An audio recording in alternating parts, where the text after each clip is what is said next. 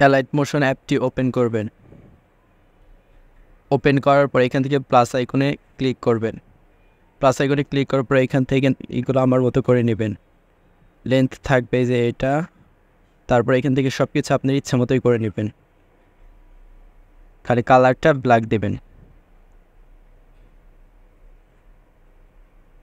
এখন ক্রিয়েট প্রজেক্টে ক্লিক করবেন, এরপর প্লাস আইকনে একটি টেক্সট অ্যাড করবেন। মনে করেন আমি একটা আপনাদের দেখানোর জন্য টেক্সট অ্যাড করে নিচ্ছি।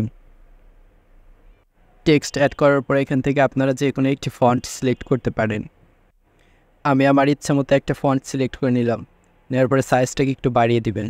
দেওয়ার পরে এখানে যে কালারটা আছে এই কালারটা সাদা করতে হবে, তো এর জন্য কালারের উপর ক্লিক করবেন, সাদাতে ক্লিক করবেন, তারপরে টিক মার্কে ক্লিক করে দেবেন। এরপরে ইফেক্ট অ্যাড করতে হবে, তো এর জন্য ইফেক্টে ক্লিক করবেন, তারপর অ্যাড ইফেক্ট, এখানে সার্চ করবেন ট্রেক্স ট্রান্সফর্ম লিখে।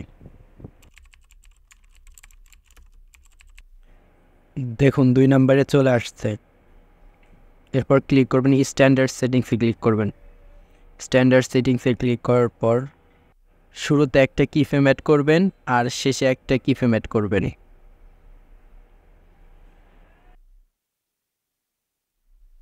শেষের কিফ্রেমটা বাড়িয়ে 100 করে দেবেন। বাড়িয়ে 100 করার পরে এখান থেকে নিচে আসবেন।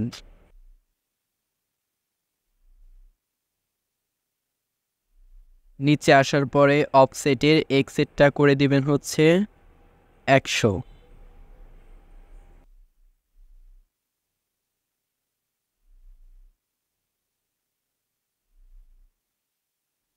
এরপর নিচে আসবেন, আসার পরে আলফাটাকে করে দিবেন -1.000। ইস ইনটাকে বাড়িয়ে 100 করে দিবেন আর ইস আউটটাকে -100 করে দিবেন কমিয়ে।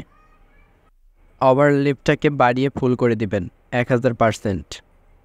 এখান থেকে ব্যাক করবেন, আবার একটি ইফেক্ট অ্যাড করবেন। এর জন্য এখানে সার্চ করবেন ফ্র্যাকটাল অর্ফ লিখে, এরপর ফ্র্যাকটাল অর্ফে ক্লিক করবেন। এখন স্ট্যান্ডার্ড সেটিংসে ক্লিক করবেন, থেকে ফ্র্যাকটাল অর্ফের উপর ক্লিক করবেন। শুরুতে একটা কিফ্রেম অ্যাড করবেন আর শেষে একটা কিফ্রেম অ্যাড করবেন। পজিশনের শেষের কিফ্রেমের এক্সেটটা করে দিবেন হচ্ছে 1500 করে দিবেন। 1000 হবে না, 1500।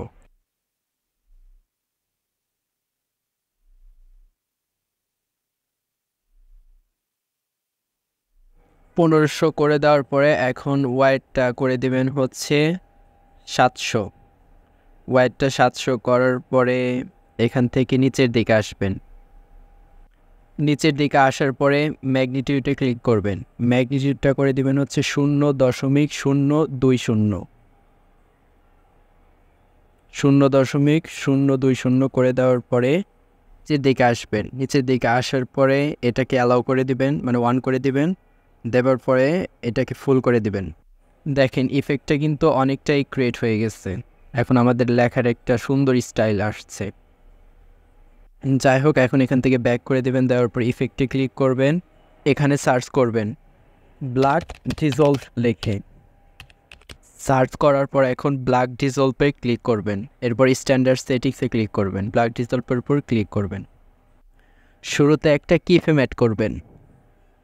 শুরুর কিফ্রেমটা 1.000 থাকবে।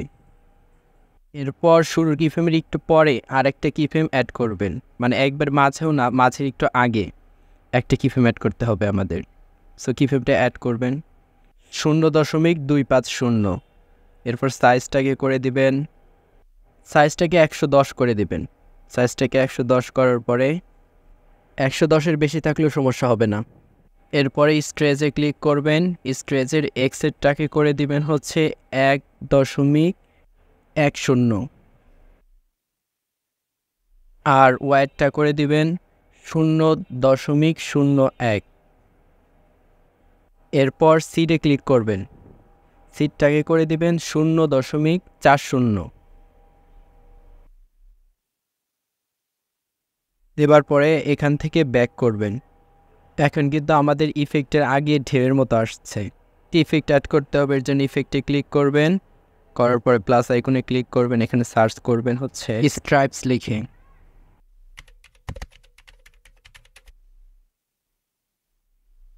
এরপর স্ট্রাইপসে ক্লিক করবেন, স্ট্যান্ডার্ড সেটিংসে ক্লিক করবেন, এরপরে স্ট্রাইপসে ক্লিক করবেন। ওটাকে করে দিবেন 0.5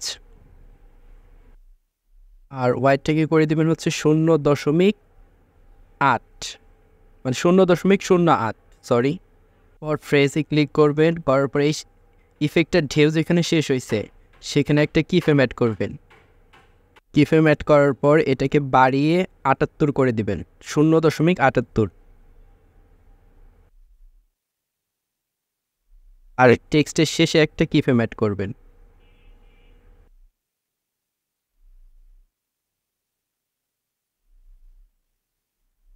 শেষের কিফ্রেমটা করে দিবেন হচ্ছে 1.30 মানে 1.30।